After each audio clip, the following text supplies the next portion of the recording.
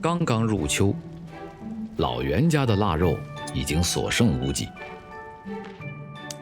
但热爱老袁家土火锅的食客们仍然源源不断慕名而来，不惜历经山路18弯的疯狂颠簸。这个都是地地道道自产的土菜啊，味道非常好的。它这个鸡都是放快点，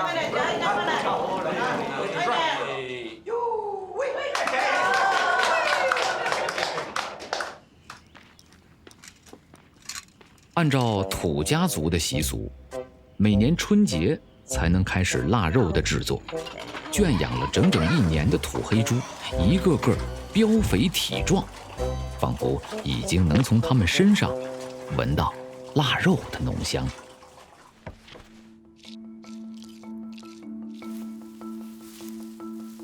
用盐反复涂抹腌制，给一块块上好的肉打上厚厚的粉底，再把它们挂上房梁，漫长的烟熏过程就开始了。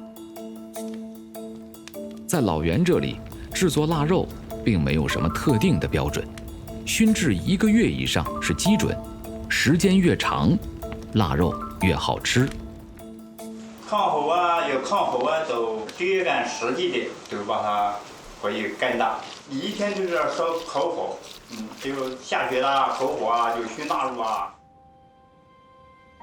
山坳里，冬季寒冷潮湿，土家族人画地为炉，点燃松木取暖，烟气上升，附着在肉的表层，锁住肉的鲜气儿。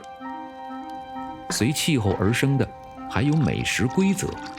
清冷的日子里，就着取暖的热乎劲儿，在火塘吃火锅，也就顺理成章地出现在土家族人的客厅中，但却很有仪式感。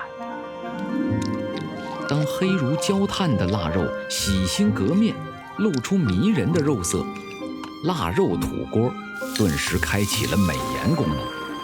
切片、翻炒、炖煮，在脑补了这段唯美画面之后，吃货们便寻香而往，纷至沓来。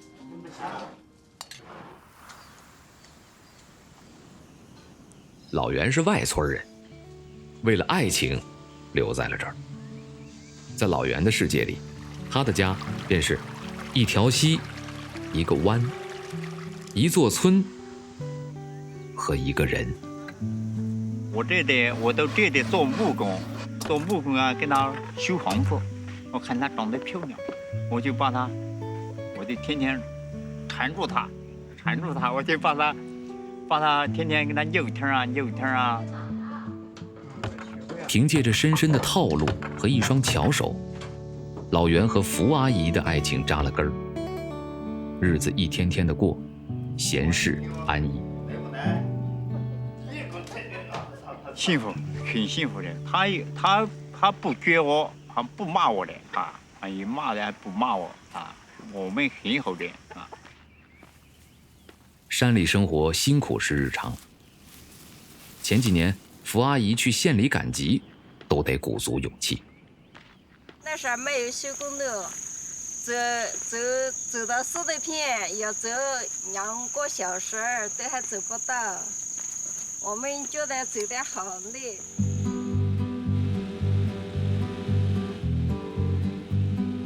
大山深处的小镇，因为修了路而打开了新的世界。城里人来了，外地人也来了，他们都很馋。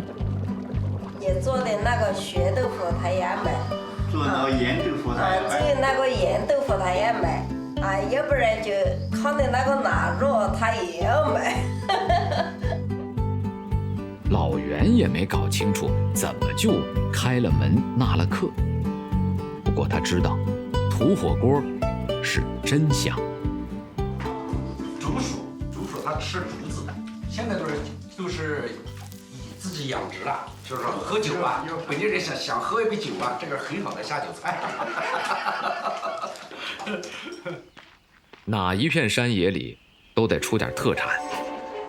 本地吃货口中的下酒菜，就是它。偏僻山村里养竹鼠的不多，老袁有专属供货商，保证个儿大、味美、漂亮。可以，你看，这么看，你看啊，所以来老袁家吃竹鼠火锅，对于吃货来说是相当屌皮。晚饭时分，每家飘出的味儿都不同，最有魔力的还属老袁家。竹鼠、腊肉，这是老袁家土锅的招牌菜。土锅自是用最淳朴的做法，所有食材无一例外，切成小块入锅翻炒，炒到7、8分熟，再盛入土锅持续加热，汁水渐渐收缩，味道慢慢浓郁。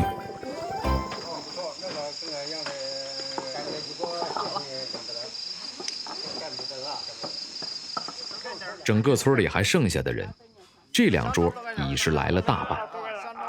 老人们年复一年守着这方水土，偶尔小聚，斟一杯米酒，点起几个土火锅，乐得自在，却也有些寂寞。人老了就开始稀罕人，大家都盼着自己的农家乐能干出点规模，有了人气儿，也就有了心气儿。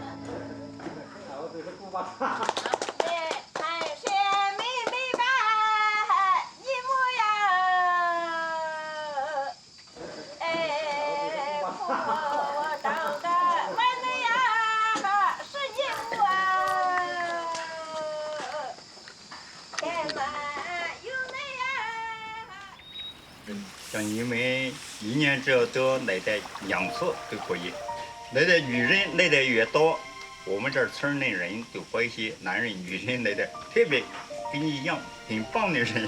你们那一次不来的，我们坐到这儿几个老头没有味。现在生活可以，我心里想吃什么我就买什么。老司机时刻都在开着套路的车，车上的人永远笑靥如花。这就是中国普通农民的生活日常，包裹着缕缕烟气、阵阵歌声，以及一餐一食让人馋涎的味道。每一幅画面都让俗世凡人心驰神往。